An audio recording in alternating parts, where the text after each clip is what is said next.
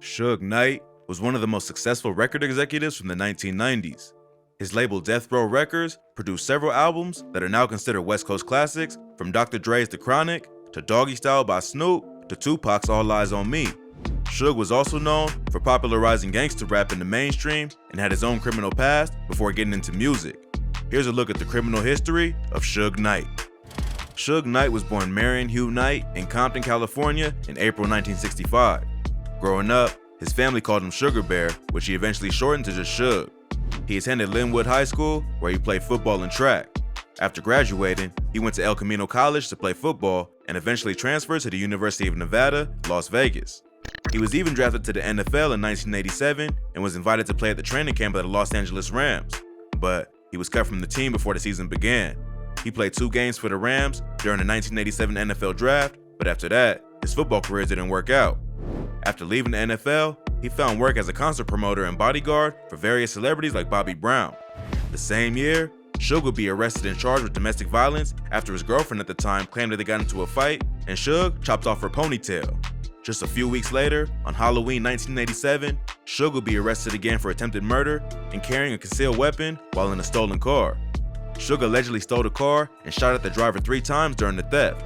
He eventually pled guilty to a misdemeanor charge and was sentenced to 2 years of probation. In 1989, Suge founded his own music publishing company. He made his first big check for music after Vanilla Ice used material from a song written by one of his clients, Mario Johnson, in his smash hit, Ice Ice Baby. According to rumors, Suge held Vanilla Ice off a balcony at his hotel room until the rapper agreed to sign over the royalties. In the early 90s, he started managing artists, and his first big clients were West Coast legends DJ Quick and the DOC. Through them, Suge would meet Dr. Dre and other founding members of NWA. But at the time, both the DOC and NWA were already signed to Eazy-E's Ruthless Records. According to Jerry Heller, the music executive who helped Eazy-E run the record label, Suge and his crew threatened them with baseball bats and lead pipes so that they would release the artist from their contract. Heller eventually agreed to let him go, and Dre and Suge would go on to found Death Row Records in 1991. In 1992, Suge would violate his probation by assaulting 2 rappers at a Hollywood recording studio. He would plead no contest and be sentenced to another 5 years of probation in 95. But that same year as the altercation, Dr. Dre would release The Chronic, the first official album on Death Row Records. It would become an instant classic and went triple platinum, making Suge one of the biggest executives in hip-hop. The following year, Snoop Dogg would release Doggy Style and continue the streak of best-selling albums coming from the label. But all the success would also spark some drama in the music industry. Uncle Luke from the 2 Live crew would drop a solo track called Fakin' Like a Gangsta, where he criticized the new wave of gangster rap popularized by Suge and Dre. While at a 1993 hip-hop convention, Suge was allegedly seen walking around with a stolen gun looking for Uncle Luke. Then, in 1995, Suge would get on stage at the Source Awards and openly diss Puffy from Bad Boy Records. He mocked Puff's strategy of appearing in his artists' videos and being featured on their songs, and told any artist in the audience that if they wanted a serious record label, to come and sign with Death Row. Puff and Suge had already been beefing, but this was the moment that their issues were made public, lighting the fuse for the East Coast-West Coast beef. Not long after that, Suge had already signed Tupac to Death Row Records. Pac was already a huge star, but his career had been full of controversies and problems with the law. In November 1993, Pac and 3 other men were charged with sexually assaulting a woman in a New York hotel room. In 95, he was sentenced to 18 months to 4.5 years for the crime. While he was locked up, Suge convinced him to sign with Death Row Records and posted his $1.4 million bond. He was released later that same year and began working on his 4th studio album, All Eyes on Me, which was released on Death Row Records in 96. Before going to jail, Pac was already beefing with the Notorious B.I.G., who was the biggest artist on Bad Boy Records and one of the most popular rappers in New York. At one time, Pac and Big were cool with each other, but their relationship would change after Pac was shot at a New York City recording studio. On November 30th, 1994, while in NYC, Tupac got a page from music mogul and alleged drug kingpin Jimmy Henchman, who offered him $7,000 to record a verse for his client Lil Sean. Henchman was a well-known figure in the streets of New York City at the time. He was later accused of running a huge drug trafficking ring and sentenced to life in jail in 2014 for the murder of G-Unit affiliate Lodi Mack. So, when Jimmy Henchman offered him $7 grand to record a verse, Pac was skeptical. But he was in the middle of fighting a case that would land him in jail and needed to pay legal fees, so he agreed. When he arrived at Quad Studios in Times Square, 3 armed men were waiting. They attempted to rob him, but he resisted and ended up getting shot. He underwent surgery and left the hospital 3 hours afterward against the doctor's advice.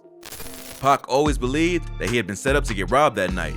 In an interview with Vibe magazine in 1995, Pac accused Jimmy Henchman, Puff, and Biggie of setting him up.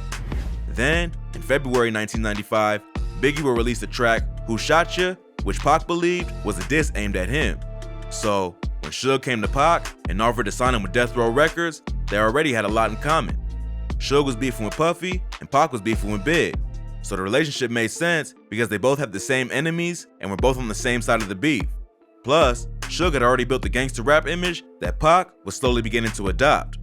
In June 1996, Tupac will release the track Hit 'Em Up, which is widely believed to be one of the most savage diss tracks of all time. On the track, Pac viciously insults Big and claims that he slept with his wife. He also throws some shots at other East Coast rappers like Junior Mafia member Lil Cease and the legendary Mobb Deep. This track further pushed the East Coast-West Coast beef and turned it into an all-out war. Behind the scenes, Suge was also adding fuel to the fire. He paid a visit to Uptown Records, where Puff had started his career and convinced major artists like Jodeci and Mary J. Blige to leave the label and sign to his management company. Puff confronted Suge about this at a party hosted by Jermaine Dupri in Atlanta, and a fight broke out. Suge's bodyguard, Big Jake, ended up shooting Puff's childhood friend and bodyguard, Anthony Wolf Jones. So, the East Coast-West Coast beef was no longer just in music. Blood had been spilled, and even the fans were forced to choose who they supported. Then, in September 1996, Tupac was killed in a drive-by shooting at an intersection in Las Vegas. Pac was a friend of Mike Tyson, who was fighting Bruce Seldon at the MGM Grand that night. Pac went to the fight with Suge, and on the way out, they spotted a man named Orlando Baby Lane Anderson. Anderson was a member of the Compton Southside Crips who had beef with the Blood set that Suge and many of his entourage were in. Several months before the Mike Tyson fight, Anderson had been involved in an altercation where a Death Row member named Trayvon Lane was beat up and had his chain snatched. Lane saw Anderson there that night and called Suge to let him know to be on the lookout. On the way out of the fight, Suge and his crew spotted Anderson and beat him up badly. Tupac can be seen on security footage, joining in on the attack, and even throws the first punch. After the fight, they left the hotel and headed out to Suge's venue, Club 662, which on a keypad, 662 spells out MOB or Member of Bloods. Around 11:15 p.m., their car stopped at a traffic light and a white Cadillac sedan pulled up and started letting off shots into the car. Pac was hit 4 times and Suge was grazed in the head. Pac was brought to the intensive care unit at the University Medical Center of Southern Nevada, where he eventually passed away after 6 days. An investigation was launched into Tupac's death, and the fight between Suge's crew and Orlando Anderson was brought to the attention of the court. Suge was still on probation after pleading guilty to assault in 1995. Starting a gang fight in the lobby of a hotel was a major violation of his probation. So, Suge was found guilty of violating his parole and was sentenced to an additional 9 years in prison. While Suge was behind bars, wild rumors about Tupac's death would surface. The main theory is that Tupac was killed by Orlando Anderson and his crew in retaliation for jumping him in the lobby. But others have claimed that Puff put out a hit on Pac as a part of the East Coast-West Coast beef. The fact that Biggie was killed about 6 months later under suspicious circumstances also added fuel to this rumor. Others have accused Suge of arranging the hit on Pac because he was unhappy with his contract and thinking about leaving Death Row. An even more wild theory is that Pac is still alive and living off the grid in Cuba. A man named David Myers came forward in 2015 and claimed that he had helped Tupac fake his own death and he was hiding out somewhere in a foreign country. This idea was also supported by Suge himself, who claimed that Tupac was still alive in an interview with TMZ he did in 2014. Check out our previous video on Tupac is Still Alive for more info on Suge's involvement in Tupac's death. Suge would eventually be released from prison in 2001 after serving about 5 years. But the time behind bars would only make him more of a criminal, and he would keep getting sent back to jail until he was finally locked up for good. In 2002, he moved to Malibu without notifying his parole officer and spent 61 days in jail for violating his probation. The following year, he punched a parking lot valet in the face and did another 10 months.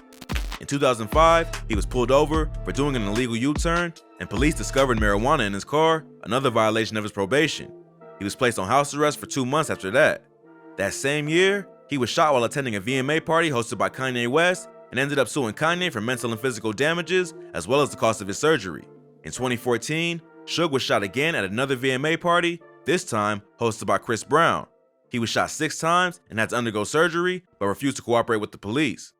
The same year, Suge and comedian Cat Williams were arrested and charged with second-degree robbery after a camera was stolen from a member of the paparazzi in Beverly Hills. Then the following year, Suge would commit the crime that would put him behind bars for good. On January 29, 2015, Suge and two men got into an argument on the set for Straight Outta Compton. The two men were Clay Bone Sloan, a gang member turned actor and activist, and Terry Carter, a music executive and founder of Heavyweight Records. Bone was also a member of the Bloods, but he and Suge had problems with each other. He was working security on the set of Straight Outta Compton and had issues with Suge being there. A verbal fight broke out between the two on set, and Suge ended up taking off. Carter came up with Suge in the music industry and was also close to Ice Cube, so he thought he could help Bone fix the situation. The two of them agreed to meet at Tam's Burgers in Compton to talk it over. Suge ended up following them to the restaurant and spotted Carter first. They chatted for a few minutes from inside their cars, but when Bone showed up, he tried to attack Suge through the window of his truck. Suge tried to back up and avoid getting hit, but instead of getting out and fighting Bone face to face, he backed up his car, running him over. Suge then accelerated and ran over Terry, who had gotten out of his car to try to stop the fight. Bone suffered a mangled foot and head injuries, while Terry Carter ended up passing away. Suge's lawyers claimed it was an accident and that he didn't know he had hit the two men, but security camera footage shows Suge clearly mowing them down and then fleeing the scene of the crime. Suge eventually pled guilty to voluntary manslaughter for Terry Carter's death and was sentenced to 28 years in prison.